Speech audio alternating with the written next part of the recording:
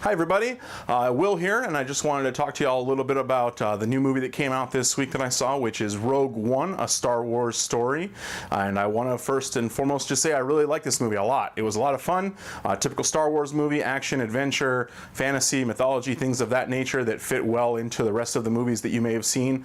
I liked The Force Awakens last year, and I gotta say I like this movie just as much, if not more so, this year as well. So this is a great entry into the rest of the Star Wars saga.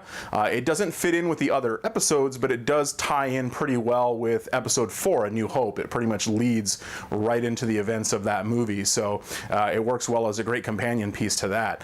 Now, overall, the movie's got a lot of positives, but I'll start off actually with just a few of the negatives, the things that I didn't really care for in this movie.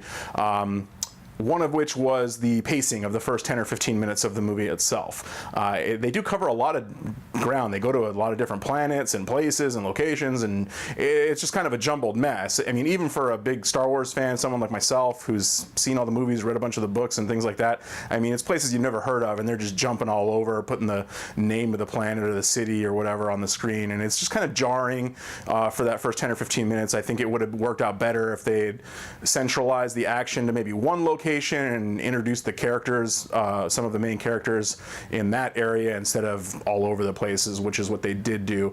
The other big negative and the thing that I liked the least about the entire movie was the score, which is a tough thing to say because I love movie scores, and in the past John Williams Star Wars scores are iconic. They're just like something that you think of when you watch Star Wars, but John Williams actually did not do the score for this movie. This is the first one that he didn't do. This one was done by Michael Giacchino, who's done great scores in the past too. I love what he did with the Star Trek reboots. He won an Emmy for Lost, the TV show. He won an Oscar for the Pixar movie Up. And he's done just a ton of other great stuff. He's worked with J.J. Abrams many times in the past scoring his movies. He's actually been a very busy composer in Hollywood the past few years, so I just don't understand how this was such a bad score for a movie that shouldn't have been. I mean, I feel like this should have been an easy thing to do for him, but in the end, I really just didn't like the score. It actually took me out of a few moments. I remember the first time I saw the movie, there were some people snickering during certain parts because the music was really corny and it didn't fit well. It was overly melodramatic. Feeling like it was from a bad TV show or an old 90s video game or something like that. It just didn't fit with the fact that this is a big tentpole movie, a Star Wars movie. It just seemed kind of out of place. So with that, I gotta say that was like the biggest knock for the whole movie. Overall, though, I mean, the rest of it really makes up for it. Once you get past that opening 15 minutes of the movie, you really do see a lot of things go well. I mean, the third act is amazing. I mean, it's really worth the price of admission there at the end with what happens in the finale. So, I mean, I don't want to spoil anything, of course. I'm trying to keep things a little bit vague. But overall, I mean, things do get better once you get past that introductory portion of the movie. And with the cast itself, the cast is great. I mean, you've got just a ton of talented actors, new up-and-coming people that have been around for a while. With your main cast, you've got Felicity Jones, who I love. I mean, I liked her in The Theory of Everything a few years ago, and she does great here with Jyn Erso. It's a great role for her, strong female role. I mean, she's just kicking butt, taking names kind of persona, and it's also good because they don't shoehorn her into any kind of romantic subplot or anything like that. It's just her doing what needs to be done, and it's really refreshing. Reminds me of another movie that I saw earlier a few weeks ago, which was Moana, where the main female character also did not have any kind of love interest, and I think that's great. So I hope they keep doing that in these types of movies. The rest of the cast, Cassian Andor, played by Diego Luna. I really liked his character. I mean, he plays the typical rebel soldier, intelligence officer type, but at the same time, he's not a goody two-shoes. I mean, he's done some horrible things in what he thinks is the right thing to do in order to defeat the Empire. So he's got a lot of inner demons and things like that, and that's touched on a few times throughout the movie where he's got to make some tough choices and grow a little bit as a character throughout this film. Supporting cast, you've got Donnie Yen, who plays a blind monk. He is not a Jedi. There are no Jedi in this movie, really. So, I mean, this is during a time when, of course, the Jedi have been wiped out, and he plays a monk who defends a certain temple on a planet, and, I mean, now he's just without a temple to defend. So it's kind of, he's just got this inner wisdom and this spiritual connection to the Force, which I think plays really well. There's also Wen Jiang, who plays Baz Malbus, who is his kind of compatriot, a guy that gets into trouble with him against the Empire, and the two of them together are really just fun to watch. I mean, they're just an entertaining duo, and I think things work really well with them. Alan Tudyk does the voice of the droid K2SO. You might have seen him in the trailers. He's kind of a black paint job droid with white clear eyes.